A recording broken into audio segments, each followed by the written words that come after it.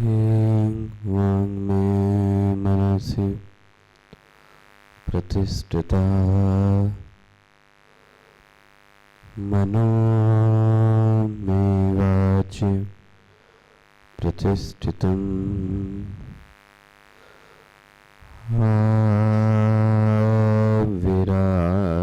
विरावित्पेदि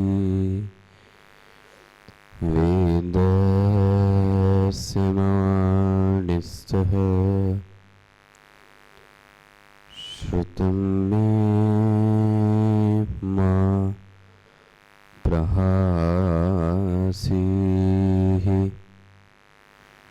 अनेनाधीतेन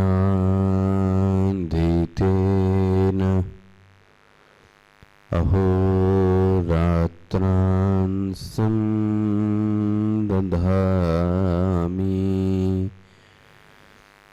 ऋतं सत्यं वदिष्यामि तन्मामवतु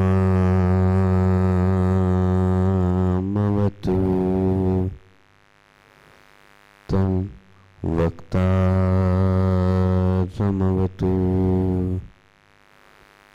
अवतु माम् अवतु वक्तारम् ॐ शान्तिः शान्तिः शान्तिः। शङ्करं शङ्कराचार्यं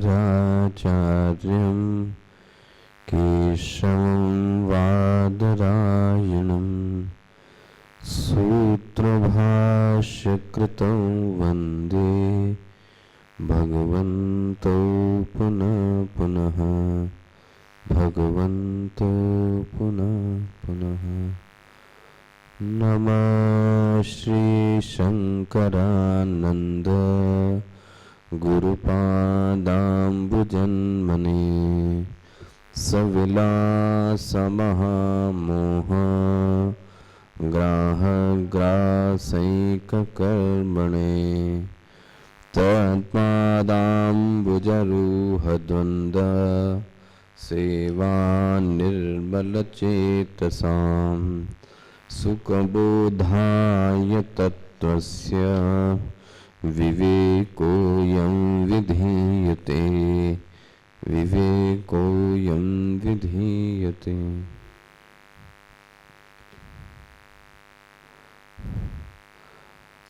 प्राज्ञतत्राभिमानेन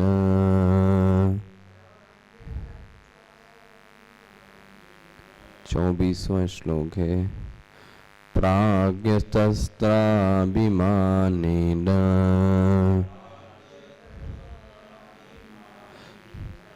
तैजसत्वं प्रपद्यते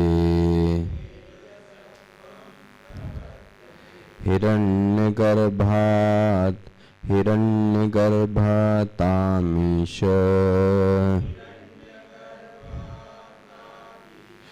तयो व्यष्टि समष्टिता समष्टिरीश सर्वेषां स्वात्मा तादात्म्यवेदना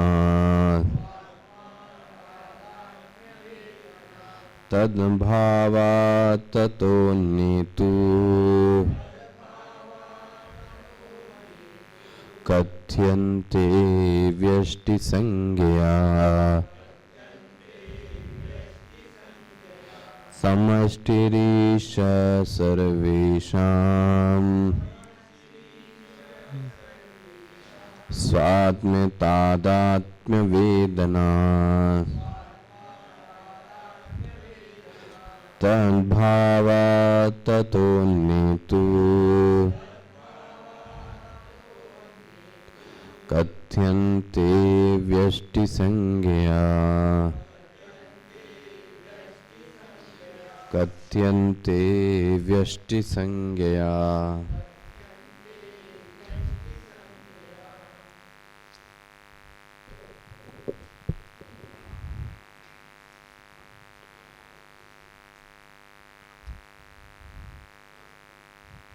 प्राज्ञः तत्र अभिमानेन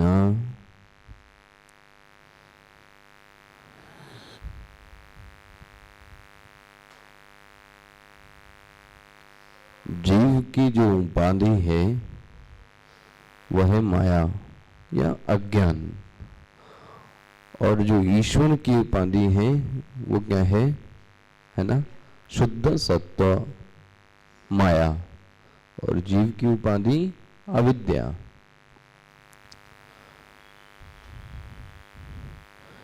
लेकिन आपने देखा होगा जीव अविद्या की उपाधि से उपहित हो गया, लेकिन ईश्वर अविद्या की उपाधि में रहकर भी उसको अभिमान नहीं आया।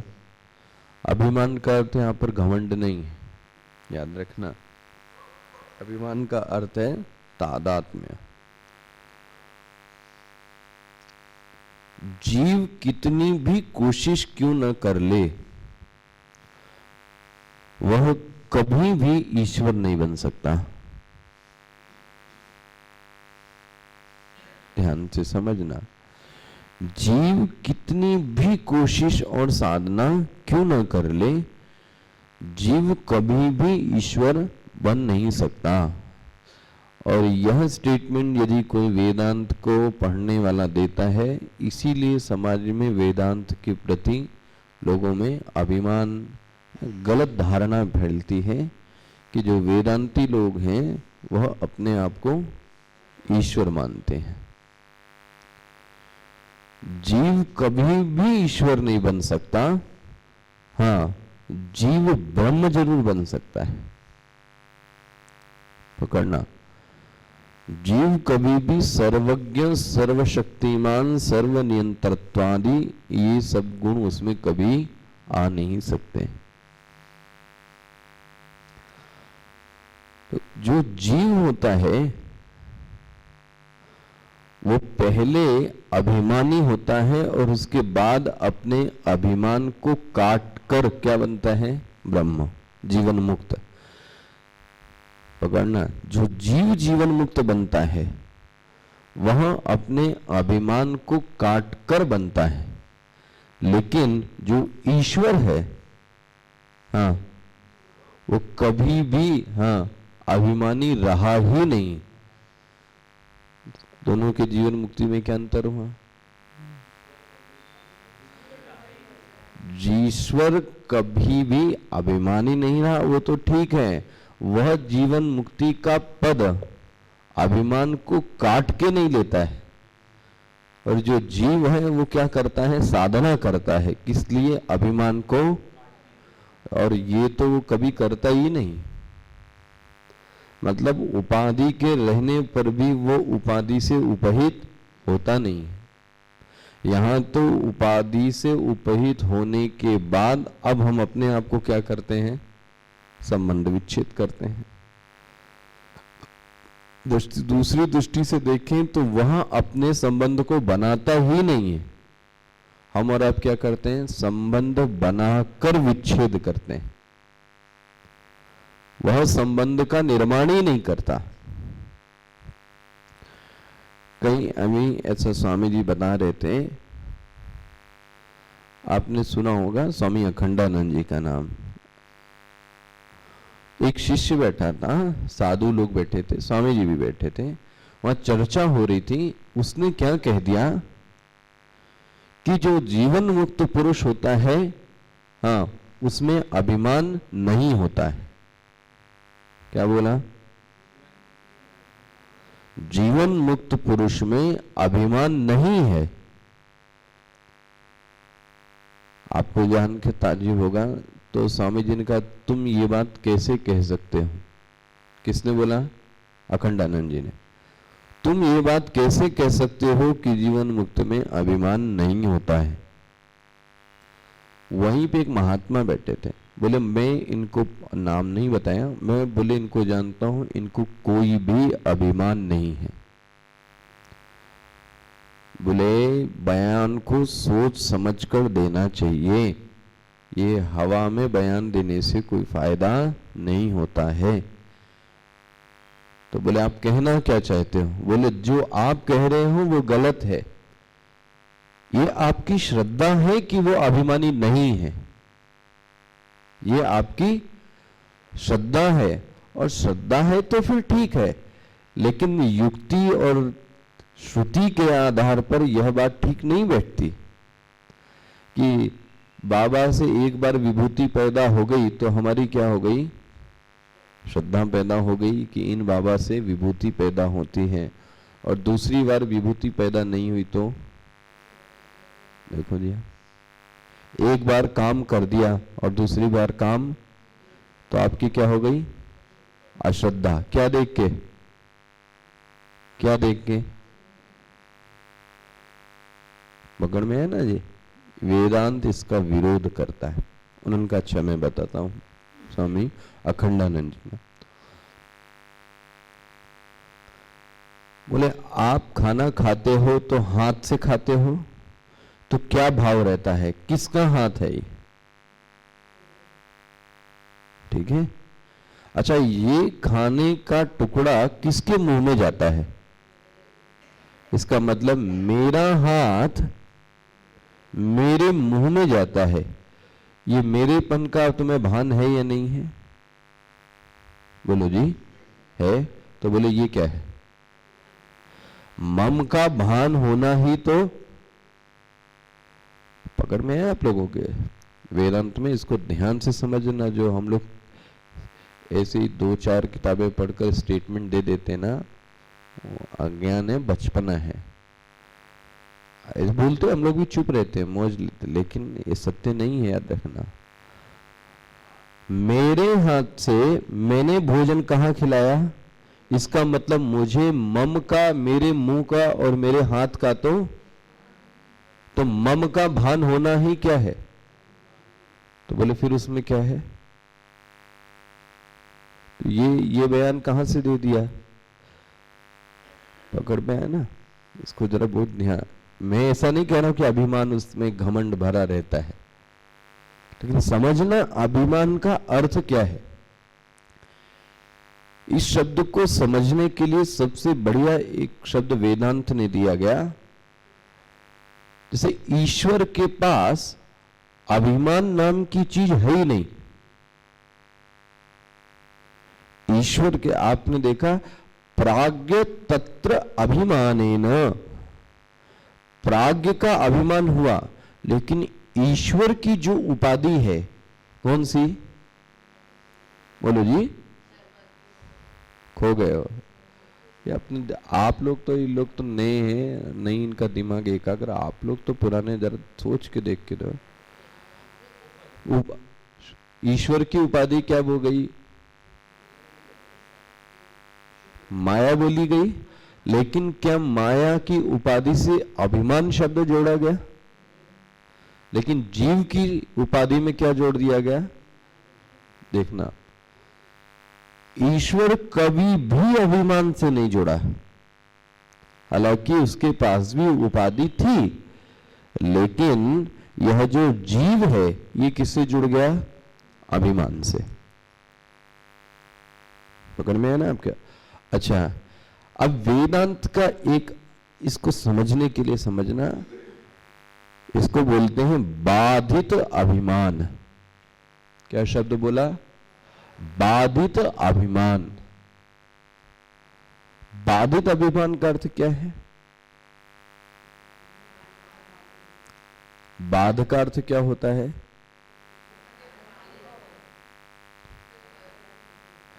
मिथ्या साबित करके, फिर से याद रखना, उस चीज को मिथ्या देख लिया है और अब उसको ज्ञान हो गया है। पकड़ में आ रहा है? उसके मिथ्यात्व को देख लेना और मिथ्यात्व को देखकर ज्ञान प्राप्त कर लेना, इसको क्या बोलेंगे? बाधित। जैसे दृष्टांत, दृष्टांत क्या दोगे? नहीं।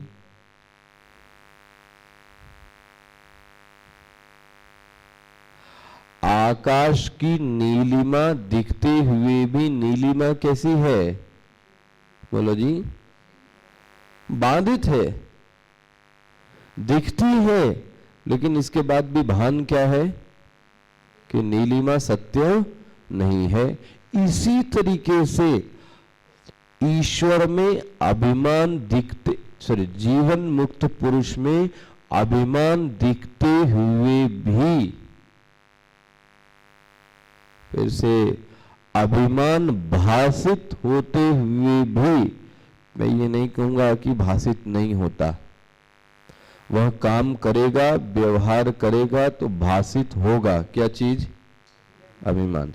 लेकिन वास्तव में वहां पर अभिमान नाम की चीज है नहीं। दृष्टांत, दृष्टांत, नीलिमा दिखते हुए भी वहां पर नीलिमा नहीं है। समझ में आ रहा है? नीलिमा दिखते हुए भी आकाश में नीलिमा नहीं है, तो आप क्या बोलते हो? नीलिमा का क्या कर दिया? बाध कर दिया। अभिमान की प्रतीति होते हुए भी, अभिमान की भासमानता होते हुए भी, अभिमान की दृश्यमानता होते हुए भी वह बाधित है। हाँ, देखने वाले का दोष। इसीलिए तो हम जीवन मुक्त पुरुष के चक्कर में गच्चा खा जाते हैं। हमको तो जो दिखता है वही सत्य। अब आप क्या जानो कि इसके अंदर बाधित क्या चीजें हैं। व्यवहार में दिख सकती है कैसी चीजें? वह अभिमान। लेकिन अंदर से जो अभिमान है वो कैसा होगा? तो आपने देखा जो जीव है वह अभिमान को बाध करके जीवन मुक्ति के पद तक पहुंच गया, लेकिन ईश्वर ने कभी भी अभी भी अपने अभिमान को बाधित, क्योंकि अभिमान था ही नहीं तो बाध करने की जरूरत ही नहीं है। ये बात समझ में आ गई ना? तो विचारणीय विषय यह है कि जीव से जीवन मुक्ति के पद को प्राप्त करने में अभिमान का बाधित होना अत्यंत अनिवार्य है। लेकिन ईश्वर के, ईश्वर का जो अभिमान है यह सिर्फ कहने के लिए है। ईश्वर को किसी चीज का कोई अभिमान नहीं है।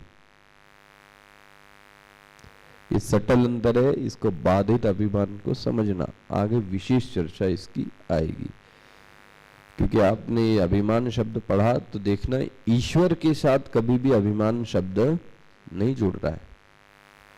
अच्छा जी, चर्चा यह आ गई कि जो जागृत, जो कारण शरीरा अभिमानी है उसका नाम क्या है? बोलो जी। हाँ, बुद्धि लगा के बैठो भाई। कारण शरीराभिमानी और समष्टि कारण शरीराभिमानी नहीं, नहीं, इसीलिए कहता हूं जरा देखो, रिवीजन नहीं हुआ तो फायदा नहीं है।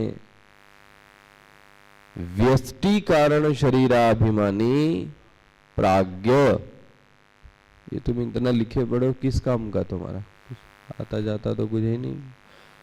समष्टि कारण शरीराभिमानी किसको कहेंगे?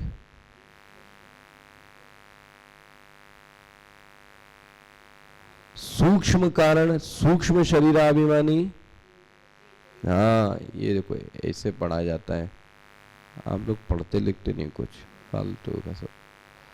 तेजस, जब तक ये आपको क्लियर नहीं होगा ना, आपको एक उपनिषद समझ में नहीं आएगा।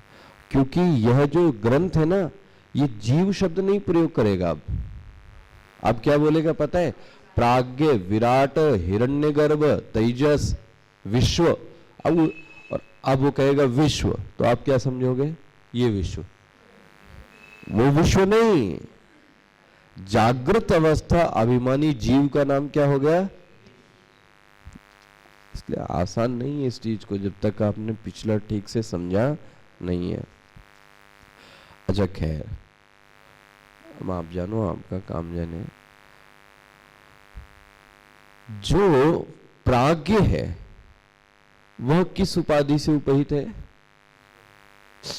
अरे भैया, प्राज्ञ ईश्वर है तो क्या पढ़ते हो? प्राज्ञ तो जीव है, जीव कहां से ईश्वर हो गया? आप लोग बोलिए। हाँ, प्राज्ञ अविद्या की उपाधि से, लेकिन कौन सी? व्यष्टि। यस, जो ईश्वर है वो किस उपाधि से? समष्टि। तो पिछली बार जो प्रवचन खत्म हुआ था तो मैंने यह शब्द बोला था, व्यष्टि और समष्टि। पर मैं ना, व्यष्टि और समष्टि। अब जरा इसको समझना बहुत ध्यान से। ये जो हम लोग कहते ना एक एक को जोड़कर समष्टि, वह तर्क नहीं है। बहुत चीज को देखकर एक चीज की प्रतिपत्ति होना,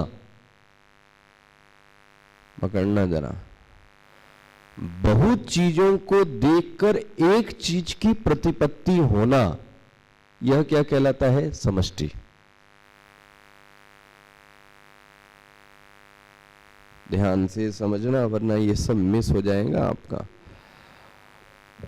बहुत चीजों को देखकर एक चीज की प्रतिपत्ति होना। अच्छा, जैसे क्या मतलब लोगे आप? पेड़ कितने हैं? पेड़ एक है। अनेक पेड़ हैं, लेकिन प्रतिपत्ति वेदना क्या हुई? वेदना मतलब? वेदना मतलब? वेदना मतलब संवित, नॉलेज, ज्ञान, वृत्ति। बहुतों को देखकर ज्ञान क्या हुआ? बहुत पेड़ों को देखकर ज्ञान क्या हुआ? जंगल। जंगल कितना है? ध्यान से समझना। पेड़ अनेक हैं, लेकिन जंगल, ये आपको समझ में आ रहा है? अनेक पेड़ों को देखकर प्रतिपत्ति एक की हो रही है। किस चीज की? जंगल की। बूंद समुद्र नहीं हो सकती, तो इसे पकड़ना। बूंद कभी भी समुद्र नहीं हो सकती,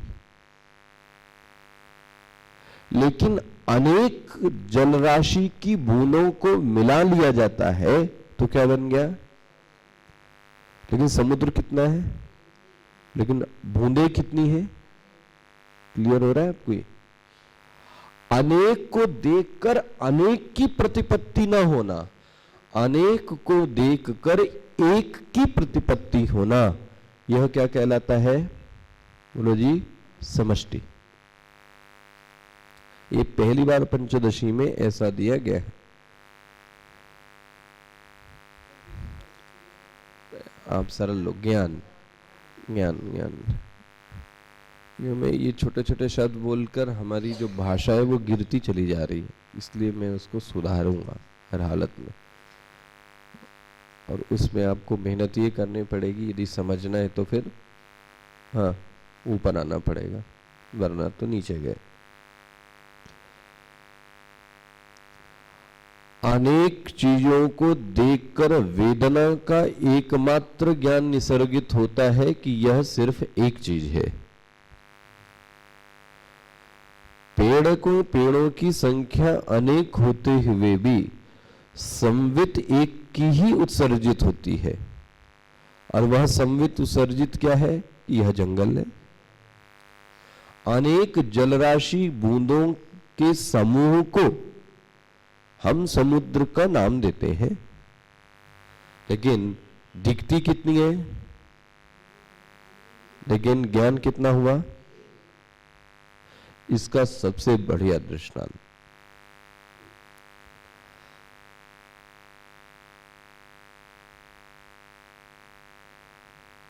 आपके शरीर में क्या क्या है? दो नाक, एक नाक। ध्यान से सुनना आप। हाँ हाँ, आप सब मिला दोगे तुरंत। एक नाक, दो हाथ, दो कान, एक मुख, दो पैर, ये कितने सारे हैं? लेकिन ज्ञान क्या होता है? क्या चीज? यही समष्टि।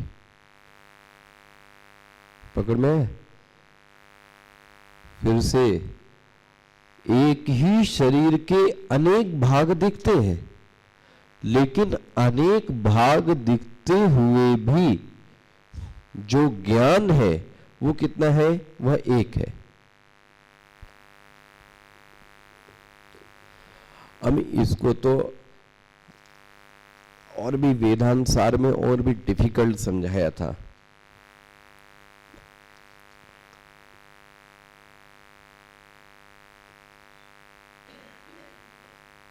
सागर की परिभाषा क्या दोगे? हाँ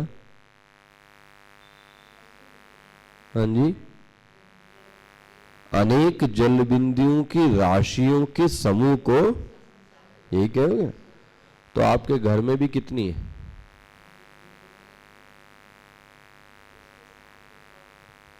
बना? जंगल किसको कहते हैं? अनेक वृक्षों के समूह को। तो वो तो आपके लॉन में भी है, बना? ये वेदांत सर में आपने विशेष पढ़ा था ये चीज। व्यष्टि को जोड़ना तो है ही है, लेकिन व्यष्टि के जोड़ने के साथ एक ऐसी अनसीन चीज है जो दिखाई नहीं देती, जो कि समष्टि का निर्माण करती है। जैसे जंगल में बादल भी है, पेड़ भी है, पशु भी है, पक्षी भी है, भयानक आवाज भी है, उबड़ खाबड़ जमीन है, तब आप उसको क्या बोलते हो? बना? और कुछ ऐसी चीजें हैं जो दिखाई नहीं देकर, लेकिन आपको पता है कि ये जंगल है, क्योंकि वृक्षों के समूह को जंगल नहीं कहा जा सकता। ऐसे तो आश्रम में कितने हैं? बहुत सारे वृक्ष हैं, लेकिन आश्रम को जंगल कहा जा सकता है कि मैंने आश्रम में जंगल का निर्माण किया? परिभाषा के तौर पर तो अनेक वृक्ष है। अरे आपके इंदौर में ही अनेक वृक्ष है, तो अनेक वृक्षों को आप जंगल कह दोगे? बोले कोई चीजें ऐसी भी हैं जो जुड़कर समष्टि बनती हैं। पकड़ में आ रही है बात? फिर से देखना जरा। समष्टि 25वां श्लोक।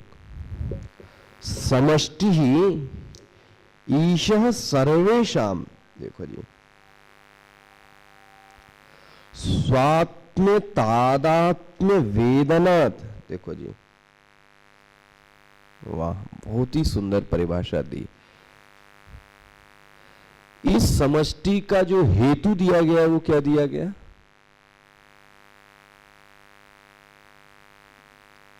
समष्टि का हेतु क्या दिया गया? स्वात्म तादात्म्य वेदनात्। ध्यान रखना, यह इसके प्रमुख शब्द है। प्रमुख शब्द क्या है? स्वात्म तादात्म्य वेदनात्। फिर से एक एक शब्द को तोड़ना।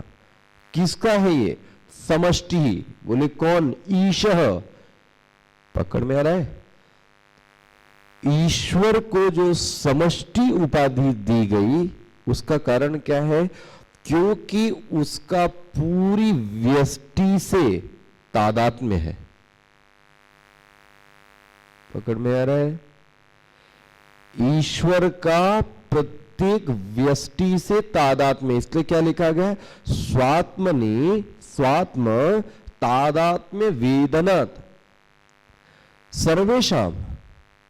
सभी से तादात्म्य होने के कारण उसका नाम क्या पड़ गया? समष्टि। लेकिन यह व्यष्टि क्या है? तद अभावात्। उसका तादात्म्य एक दूसरे से नहीं है। मिला? दूसरी लाइन में क्या लिखा है? तद अभावात् ततोन्यः तु कथ्यन्ते व्यष्टि संज्ञया।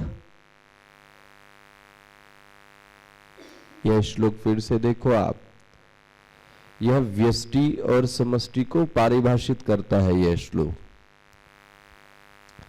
समष्टि ही, बोले समष्टि किसको कहेंगे? बोले सर्वेषाम स्वात्मने स्वात्म्य तादात्म्य वेदनात्। वेदनात् मतलब ज्ञान, वेदना मतलब ज्ञान। ईश्वर का सभी व्यष्टि से तादात्म्य है, लेकिन हमारा एक दूसरे से ही तादात्म्य व्यष्टि से। तो हम तो समष्टि, लेकिन वो क्या बन गया? उसका कारण क्या है? क्योंकि उसका तादात्म्य सभी सूक्ष्म शरीरों से हो गया, सभी सूक्ष्म चीजों से हो गया। हमारा अंतःकरण और आपके अंतःकरण में जो बैठा है वो एक ही है, लेकिन आप मेरे अंतःकरण को नहीं जानते, हम आपके अंतःकरण को। लेकिन वह जो अंतर्यामी प्रभु है वह सभी के, हाँ देखो, इसलिए आपने उपनिषद पढ़ा था ना, द्वा सुपर्ण सयुजा सखाया। वाह, ये है ब्रह्म ज्ञान। द्वा सुपर्णा, द्वा सुपर्णा मतलब दो सुंदर पक्षी वाले, है ना, एक पेड़ पर बैठे हैं। सयुजा, सयुजा मतलब जुड़े हुए हैं, दो पक्षी हैं, एक पेड़ पर बैठे हैं। समानम वृक्षम परिशस्व जाते, दोनों पक्षी एक दूसरे से दोस्ती करते हैं। लेकिन आपको पता है एक पक्षी कौन है और एक पक्षी कौन है? ईश्वर। जो जीव है वो फलों को खाकर मुंह बनाता है, अरे अरे खट्टा आ गया, मीठा आ गया, लेकिन वो जो दूसरा पक्षी वो चुपचाप उसको देखता रहता है, कहता है कर लो खट्टा मीठा। वह तादात्म्य देखना, उसका तादात्म्य सभी फलों से तादात्म्य है, लेकिन वो किसी का भोक्ता वाह है वहीं पे। ये जीव और ये आप पढ़ना, इसको मैंने विशेष तौर पे पढ़ाया है आपको। कहां पर? मांडू के कहां पढ़ाया मैंने भी? मुंडको उपनिषद में पढ़ाया है। कौन सा श्लोक है? कौन सा श्लोक? द्वा सुपर्णा सयुजा सखाया समानम वृक्षम परिशस्व जाते तयोरन्य पिप्लाद अभिचाकशीति ही, है ना। वहां पे भी यही चीज आए, उसका तादात्म्य सबसे है। हमारे अंतःकरण में भी दो पक्षी बैठे हैं, एक जीव है और एक, है ना, जो ईश्वर है उसका एक दूसरे से सबसे क्या है? तादात्म्य। लेकिन जो जीव महाराज है वो दूसरे अंतःकरण की बात को बन गया, तो वह जीव कैसा हो गया? व्यष्टि हो गया ना। क्यों?